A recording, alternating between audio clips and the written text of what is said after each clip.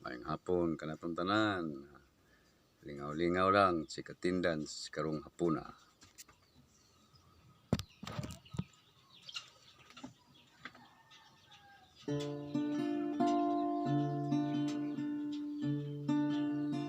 Halos lahat ay nagtatanong doon sa aming bayan, sa gitna ng kanluran ng aking pinagmulan.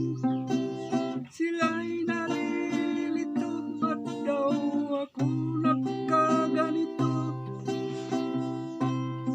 Kung ano ang dahilan, ako lang ang nakakaalam.